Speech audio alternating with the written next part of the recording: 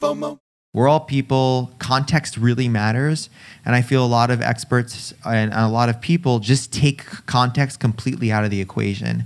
And they make these statements like, when you walk in a room, you should always smile. Like, no, you shouldn't always smile. Like, that's bad advice, especially if you're anxious and your smile timing is weird, because then people are, like, these topics are way more nuanced and way more and require more attention and care than most people are giving them. I'm Patrick J. McGinnis, and I coined the term FOMO. That's short for fear of missing out, and it's why some people end up following the crowd when they should be blazing a trail of their own. But if you want to achieve greatness in business and life, you've got to break free. Come on, I'll show you how. This is FOMO Sapiens, where we explore how entrepreneurial thinkers find the inspiration and the courage to build exceptional lives.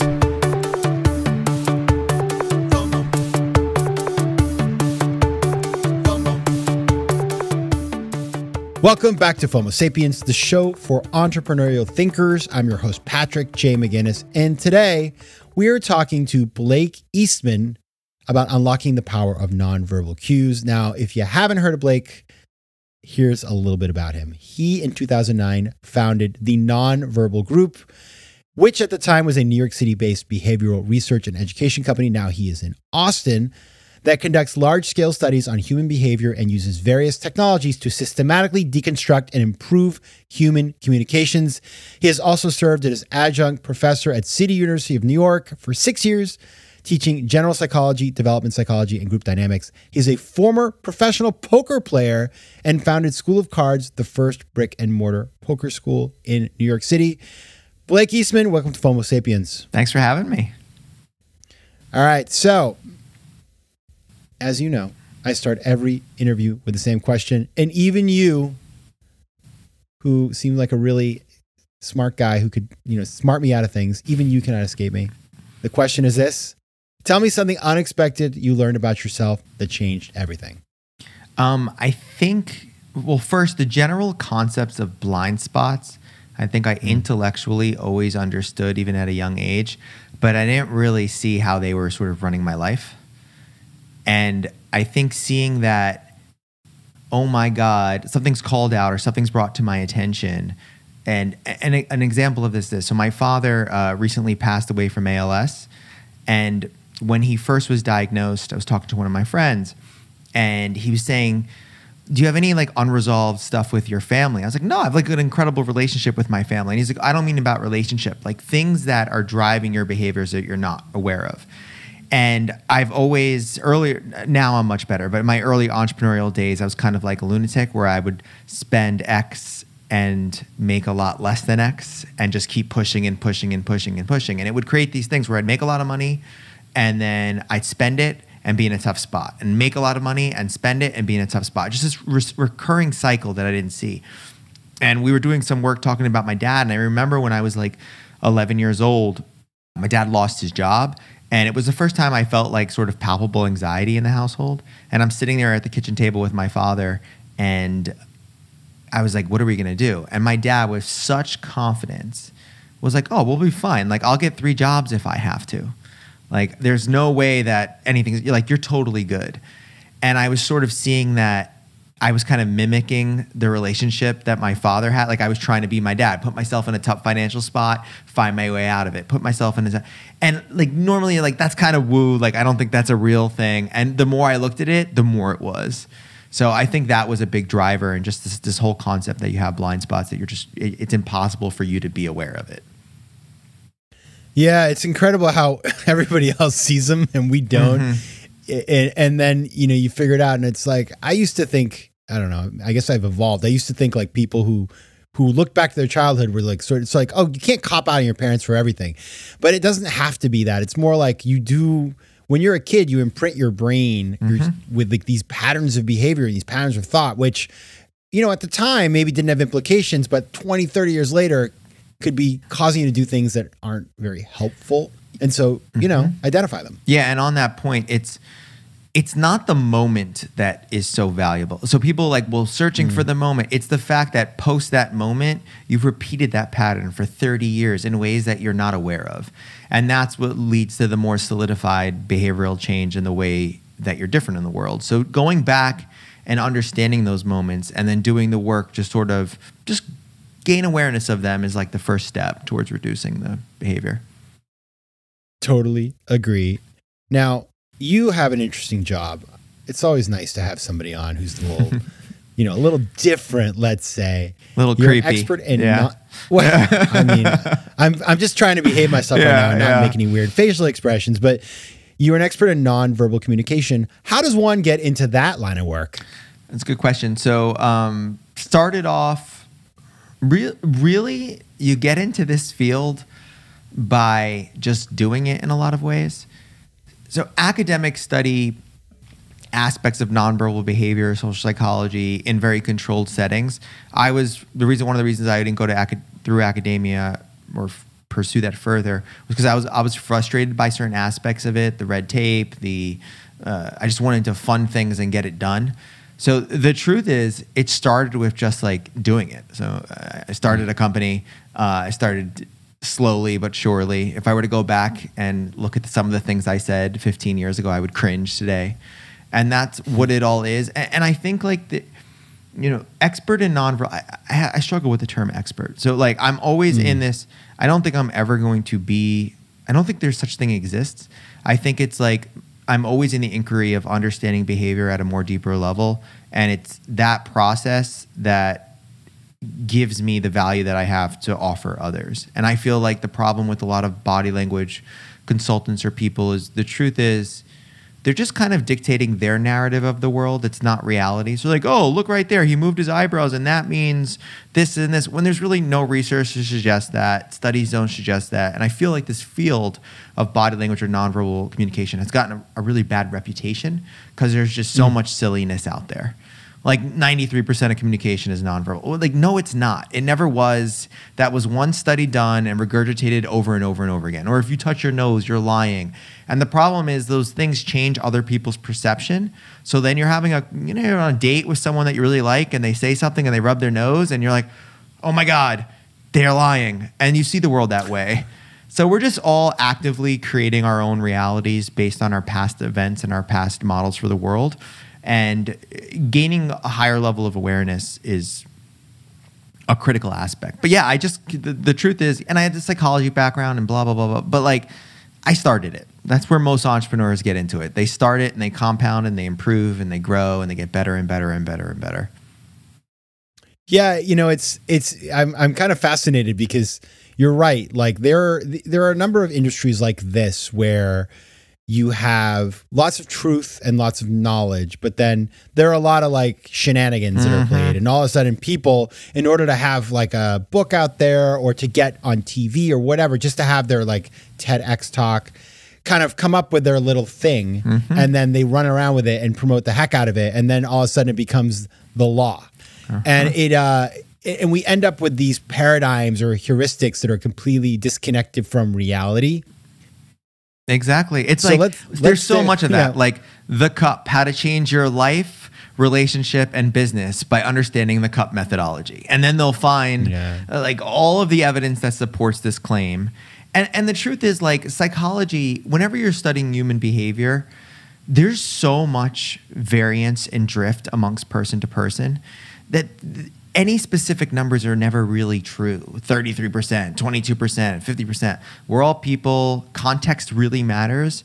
And I feel a lot of experts and a lot of people just take context completely out of the equation.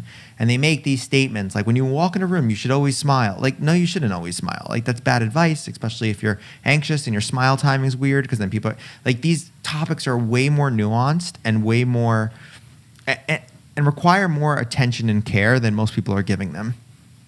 Yeah, I like that. So be skeptical going in. Now, so I'm not going to call you an expert. Yeah. But I'm going to call you an expert. Okay. Let's just in quotes everybody. Yeah, but like, expert. This is what you do. You certainly much more expert than a lot. Vast majority of people. For sure. FOMO. Let us talk about this topic. Like what what should we know about nonverbal communication?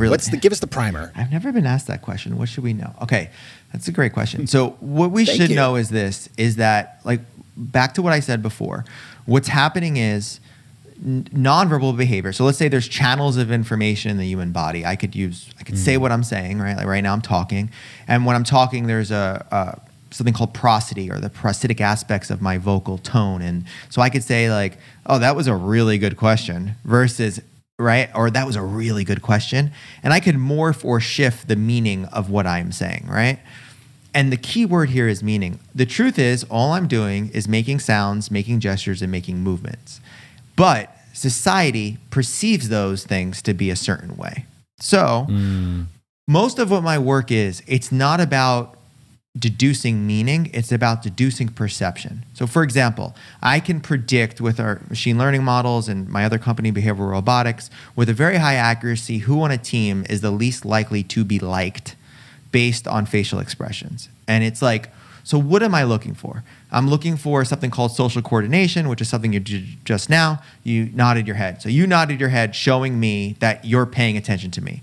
You nodded your head. If you were watching a video of me, you wouldn't nod your head. You did it for me to amplify that sort of informational channel. I know that there's a trend specifically in certain cultures that if you have a low level of facial coordination, you're not giving the other person indications that you're paying attention. Therefore, people make their own meaning out of what that means. So for example, you're talking about something important to you and I'm just looking at you with a stoic face like this. And most people don't say stoic face. They go, oh my God, they're not interested. That person's kind of an asshole. That person's kind of this. Yeah, they got RBF. They got RBF. I mean, RBF is a real thing, but it doesn't mean the person's a bitch or an asshole or whatever the word is. Resting bitch face. Yeah, that's what it is. What it really means is that there's a societal perception that if you have this facial configuration, it's going to be perceived that way. So crossing your arms, if you say something and I make a weird face and cross your arms, I could have loved what you said and it could have been cold. But there's a perceptual bell curve here in terms of the meaning that's going on. The problem about nonverbal behavior is it's a bell curve. It doesn't always mean everybody's going to see the same thing, which is why you can take one person, put them on stage, and have 85% of the people say, that was one of the best presentations I've ever seen. And 15% of the people say, that person's an idiot. And you're like, oh, that's a weird variability amongst all of those things. And it's because we all see the world slightly differently.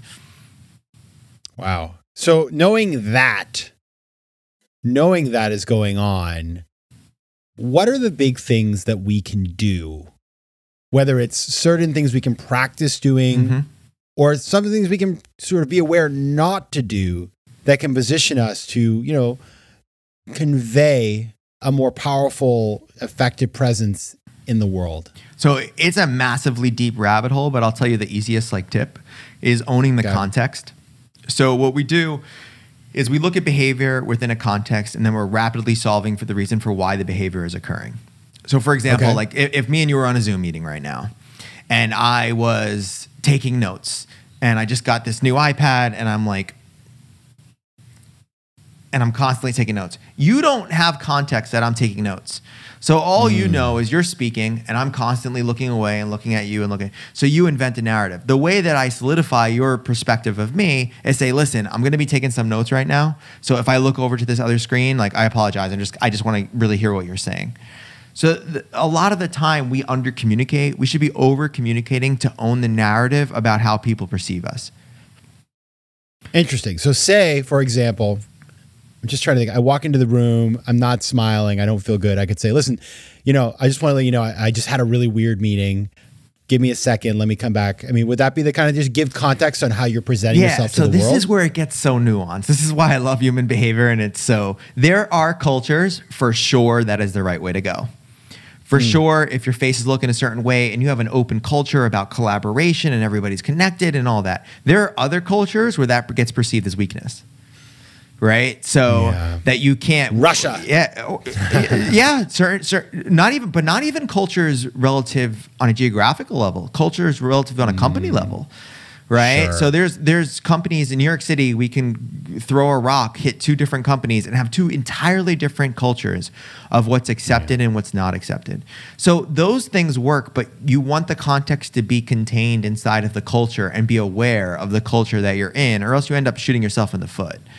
So, but it is true, I think, but if you were to have to, if you had a choice in 2023 or 2024 actually, if you had a choice right now, say in New York City, to either over communicate about how your state is or under communicate, I would go with over for sure. Like if I had to choose one or the other. But the truth is, the real edge or the real skill set comes from being able to understand that nuance. I see. And what about, so for example, there's talking about the sort of conventional wisdom in this field. Mm-hmm. I read this book that my dad saw on Fox News that was like the commercial or the woman spoke. And so he gave it to me for Christmas and I read it. And it was things like, whenever you're standing, never cross your hands in front of each other because it looks defensive, and always have one hand in a pocket and have an open stance. Like all these kinds of things. Always smile and nod your head in approval. And so I kind of practice some of those things and adopt. Like I do think that, like when I'm on a stage giving a talk, I'm always like, don't cross your hands in front of each other. It's going to look defensive. Like, are some of those things, in the research you've seen, are they worth learning, or like how should we think about that stuff? Anytime anybody in this field says the word always or never, it's probably wrong. It's just not true. It's just not grounded in fact, right? The truth is, it depends on how you want to be perceived. And a lot of these things are just like, my answer to this is multifaceted. So one, even if, let's say you read on a book the best advice ever about nonverbal behavior, and it was really nuanced. It was really, I want you to smile with the right timing and I want you to do it. And it was great. You still wouldn't be able to execute what the author of the book was intending because it's written word and not physical behavior. It's very difficult to learn, and it's why we use video recording for everything we do, because if you tell someone you're coming across weird because of your smile timing, and they're like, what are you talking about? But if you show them a video of it, it's that. So first, it's the medium. The best medium for understanding behavior is observing behavior, and it's video. And then the second thing is, most of the time, you're just dealing with people's preferences that are sort of argued as fact. If you were to look at most of the studies that people reference and actually read them, they're like, oh, that was a study done on 8 people at the University of Washington. And the lead on that study said, this was just an exploratory study, and obviously it doesn't, but they leave those parts out. And the problem is they speak with such confidence, such assertion, and people believe it. And then they think they need to be that way. The truth is, you should be optimizing for, on a stage at least, presentation-wise, for being as comfortable as you possibly feel and feeling present and feeling theirs. Because the truth is, a presentation is not about you, it's about your audience. And if you're so hyper-focused about coming across a certain way, you're unlikely to connect with that audience. So I'm big on step 1, doing the work necessary to get to that. And then step 2, understanding certain things like, maybe you move around a little bit more. And it's all nuanced. I'll give you a perfect example. I work with a D1 athlete on a presentation. I haven't told the story in years. D1 athlete took my presentation class in New York City and was very anxious. And I gave him the advice of, start off with one hand in your pocket and walk on stage and just gesture with the other. And if it makes you feel safe, it makes you feel comfortable, no problem. And I do it sometimes too, not a big deal. So he starts doing that, and I'm looking at this guy, and I'm like, you look real, like, what is it? Like, something looks off. And I say to him, something looks off. And he goes, I can't believe you said that. And he takes his arms out, and like his left arm was like a solid 6 inches larger than his right. Like he didn't have symmetry in his arms. I was like, that is the weirdest thing. He's like, it's kind of weird. So when he was sticking his left hand in his pocket, it just looked lanky and like something was off. So it was just like a nuanced example of that piece of advice working. So there are tips, and you need to take tips, and you need to try them on, and you need to figure out what works for you before being like, this is a maxim, and I have to do this every single time. Never cross. And if you tell people a list, if you have somebody do a presentation, that's one of the things I hate about vocal fillers. Like people try to say, don't say don't say don't say like. When you tell people and you optimize for that, it gets their energy focused on not saying ums and likes and all that. And the truth is, ums, likes, all those vocal fillers, there's a deeper source on why you're saying that. So people will have those vocal fillers when they're not comfortable, when they're not maybe necessarily prepared, or it's just a byproduct of their speech patterns. Just gotta be very careful the information you take in, because some of it is just, It's just not true. It's not grounded in real reality. It can be helpful, but it can be harmful as well. I really like that you talk about the video, because early in my career, when I was starting to do television, I went to a coach in England, actually, and Catherine was her name, and she taped me. And her husband was like an actor, and so we made pretend we were like on a talk show, and he was interviewing me, and she taped it, and we watched it back. And she looked at me, and she said, "Patrick, you look dead behind the eyes." And I did. Yeah. And I had never seen that because I was always, I'm an affable, outgoing guy. And and just seeing that one time was an unlock for me that had changed everything going forward. And it really, from then it's been, a lot of learning. But I just think that it's a very simple thing to do, but it does make a huge difference. And you're right. It kind of makes me laugh to think about the conventional wisdom in the studies. I read psychology studies about FOMO all the time, and I'm always amazed at your point. You're like, oh, they got 13 undergraduates of University of whatever, Slovakia, who filled out a form 3 days in a row, and now they're making an assertion that of something. So it's about finding your level of comfort, finding the thing that works for you, and then making sure it's not off-putting to other people, obviously, and getting feedback on that. But when we're looking at other people, when we're in a negotiation, when we're having a conversation with somebody, when we're coaching somebody, that kind of stuff, how can we do better to read what's going on with them in terms of nonverbal? So everybody hates this answer to this question, but it's very complex and a lot of work. But before you do any of that work, before you do any of that actual work, you have to confront your own biases and your own defaults. If you tell someone if somebody really wants to be liked, and you start teaching them little things that people do when they like you, they're going to over-index and see those things more or less in social interactions. So your lens or your glasses for the world are so biased that you have to notice your own levels of bias and your own levels of issues before you could ever get remotely close to reading. And there is no such thing as reading. This is the cool thing. You can't actually ever read body language. You could only predict it. You can't read. It's impossible. If I were to ask you, hey, how you feeling right now? You couldn't even articulate it. You're going to use language. You're like, I don't know. I feel kind of good. I feel alive. This is interesting. I'm enjoying myself. And I'd be like, tell me more how you feel. It might take 30 minutes to get to the point of how you really feel. So things like feelings and emotions are such abstract, interesting concepts. And then I, not knowing anything about you, is going to look at you and see you smiling and be like, oh, he likes me. Or, oh, he's happy. A smile does not mean you're happy. It means your face is constructed in a way that is perceived from society as being pleasant or whatever the term is. That's why the research and science behind emotion is so crazy. And these are really big themes. And so you only can get better at predicting, and you'll never get perfect. That would be the only way to get perfect is if I was able to somehow see every single neural mechanism, every single system of the body, and exactly what's happening at every single time. And unfortunately, when it comes to research, it shows that there's a lot of variability. So if two people are angry, you would expect that their brains look very similar. They don't. It's not perfect one-to-one representation. There's a lot of difference. So, and that's the reason why that emotions get so complex. Emotions are really constructs. They're words, they're labels that describe an internal experience. One of the tips I always tell people is never communicate with, or see, I said never. Bad expert. Try not to use one word to communicate emotion. You want to use 3. So for example, if you said, Blake, how you do? Get on the podcast before. How you doing, Blake? And I said, I'm just really tired. And that's it? That's all I give you? Where does the other person go from there? Right? It's just hard to go back anymore. Yeah, take a nap, Blake. We'll meet tomorrow. All right. Yeah, exactly. Versus if you're talking to your spouse and it's I'm 30% disappointed, I'm 50% frustrated, and I'm 20% just a little sad. They can relate to you better because of that emotional vernacular.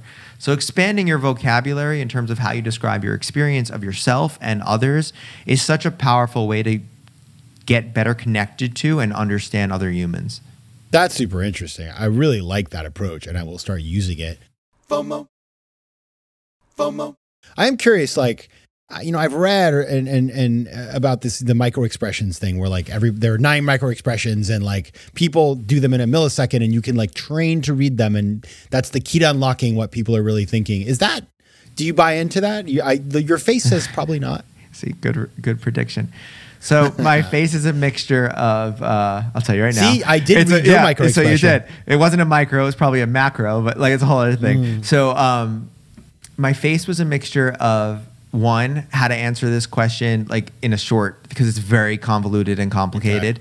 Okay. But let me break it down. So one, are micro expressions real? 100%. Yes, they are. They are things that actually occur. Are the basis and the way companies and people are training them and using them the most efficient or make sense? No. So if you, like a lot of the micro expression training is like showing a facial configuration and being like, oh, let me look for that. It's not how it works. It's it's kind of similar to emotional intelligence, where you take like an emotional intelligence test and on paper you're good at emotional intelligence, then you go out in the real world and everything's terrible. So I think of I would not tell most people to spend any time focusing on micro expressions. I think that would be a wasted effort for life. I think it's interesting. It's really so cool, but there's not that. You just give me permission, because I felt FOMO around it. I was like, well, that would be cool. But then I was thinking, and I think what I'm hearing from you, tell me if I'm summarizing kind of what is that. This is a very complex thing. It's about us being aware of ourselves and others and being more mindful of that.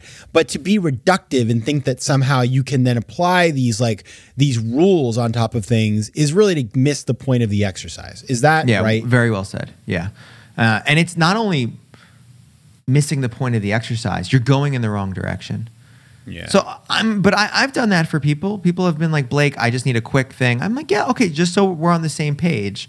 This is not the best way to go about it, but this will help. There are tips that for sure help. I do think that we spend so much time in our lives working on all these other things, whether it's working out, which is so important, and working on our abilities to write or design or whatever it is. But the amount of work and time dedicated towards actually building skills that help us more powerfully deal with people is nowhere near some of those other things.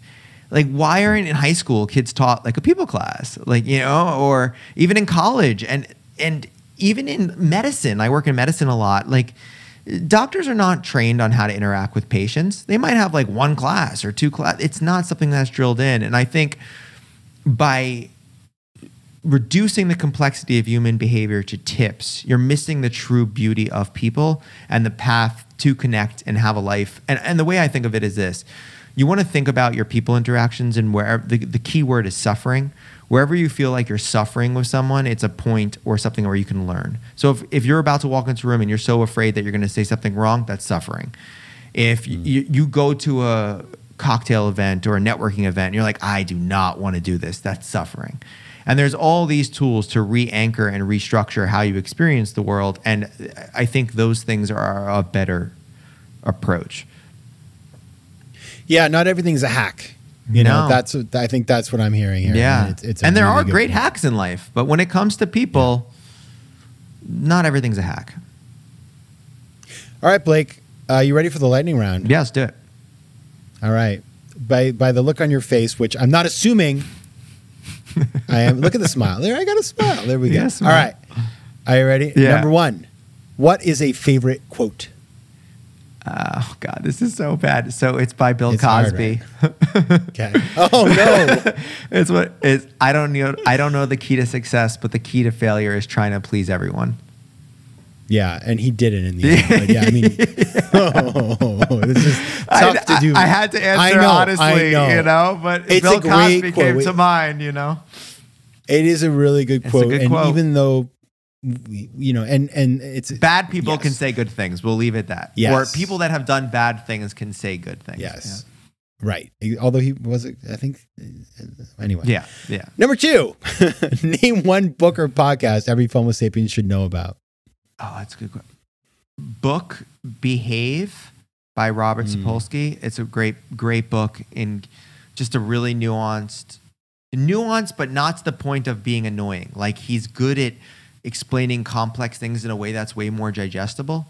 And if you really want to learn some of the inner mechanisms of how you work and how you interact with people, I think that's a great book. Podcasts, that's tough. I don't know how to.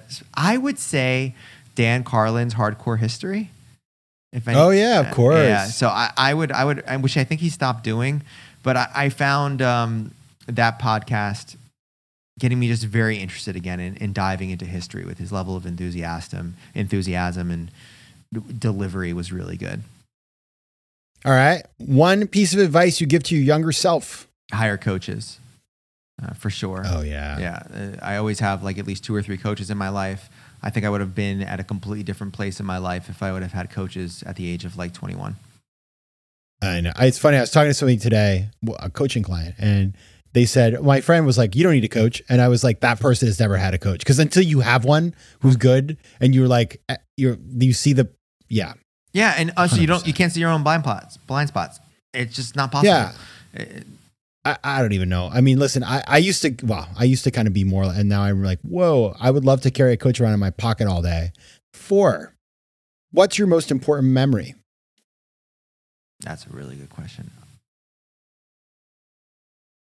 Probably something along,